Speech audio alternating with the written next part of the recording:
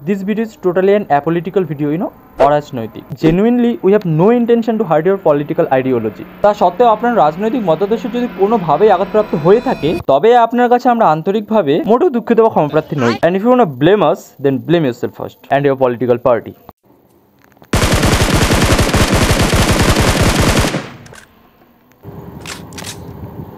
নে এবার ফোনটা রেখে পড়াশোনায় মনটা দে। সে কি মুদা, তুমি না শিলিগুড়ি গেছিলে? এইমাত্র কল করে বললে ফিরতে ঘন্টা দুয়েক লেগে যাবে। ওরে, আমার নাম নিমাইনাথ নিয়োগী। লোকে নাম শুনলে ভাবে প্রেসারের রোগী। জীবনে আরো যে কত প্রেসার নেওয়ার বাকি, আর 2 ঘন্টার রাস্তা 2 মিনিটে কভার করার ক্ষমতা রাখি। হ্যাঁ, আর 2 বছরের সিলেবাস 2 মাসে। এটা অ্যাপ্রিসিয়েট করলি নাকি ইনসাল্ট বে? পলিটিক্যালি অ্যাপ্রিসিয়েটই করলো। নে নে, এবার কাজের কথায় আসা যাক। বহুত সময় নষ্ট করলি। হ্যাঁ, খুব একটা বেশি না, ওই 14 বছর। এমন ভাবে বলছিস যেন 47-এ নয় 14-তে স্বাধীনতা লাভ করে জীবনে অনেক উন্নয়ন করে ফেলেছিস। ভাই, দুটোই বেশি পলিটিক্যাল হয়ে গেল না? এবার থাবড়ে তোদের গাল দুটো লাল করে দিই, তাহলে 16 কলা পূর্ণ হয়ে যায়। লাল করে দেওয়ার ক্ষমতা তোমার আছে নিমুদা? তোমার ক্ষমতার মান তো 0। ভাই, নিমুদা যাদবপুর থেকে পাস আউট। নিমুদার ক্ষমতা নিয়ে কথা বলিস না।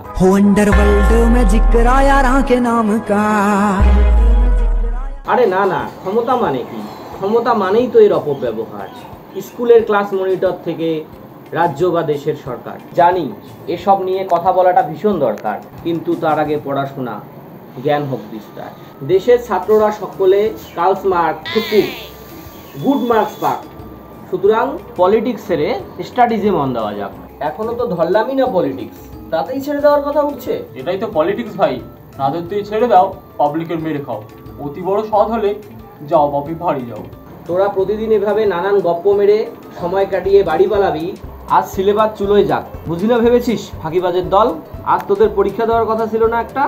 দে 50 নম্বরের একটা টেস্ট দে। কই না তো নিমুদা, আমাদের তো আজকে পরীক্ষা দেওয়ার কথা ছিল না। তুমি মাঝে মধ্যে হুটহাট করে পরীক্ষা নেওয়ার ডিসিশন নাও কেন? আমাদের তো মিনিমাম প্রস্তুতি নেওয়ার সময়টুকু দাও।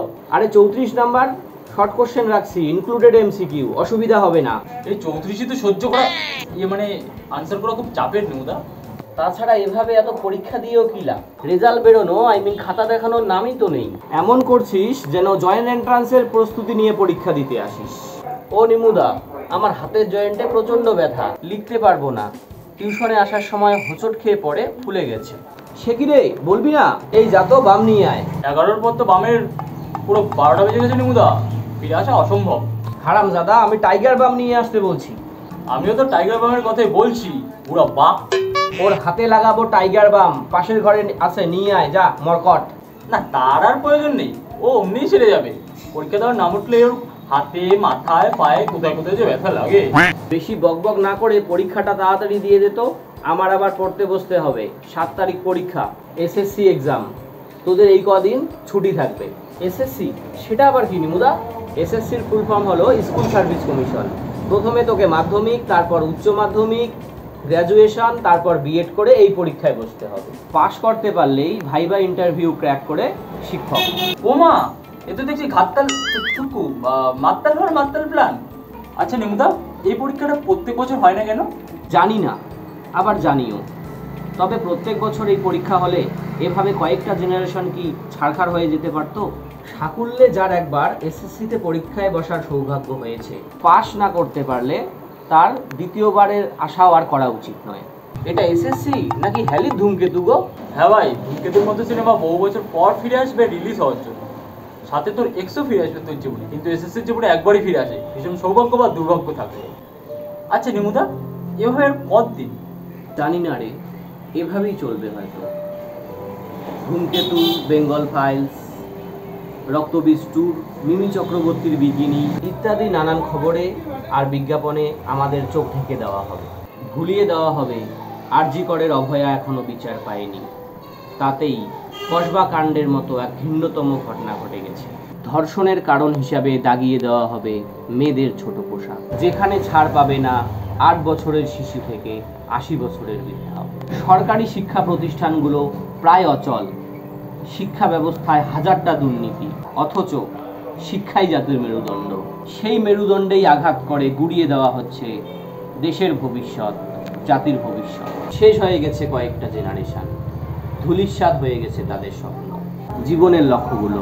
সকলেই সবটা জানে, সবটা বোঝে, সব কিছুই দেখতে পায় চোখের সামনে, কিন্তু কেউ এগিয়ে এসে জিজ্ঞেস করে না, রাজা তোর কাপড় কোথায়? কিছুই করার নেই আমাদের সমস্ত প্রত্যাশা সমস্ত পথে নামিয়ে আনা হয়েছে ভূমিধস। তারপরও আমরা যা করতে পারি তা প্রত্যাশা, নতুন শুরুর লড়াই। আর এই লড়াই জিততে শিক্ষাই আমাদের সেই হাতিয়ার। শিক্ষাই একমাত্র দ্যুতিমান ভোট, যা কাল রাত্রির অন্যায় আর দুর্নীতি কাটিয়ে উঠতে পারে।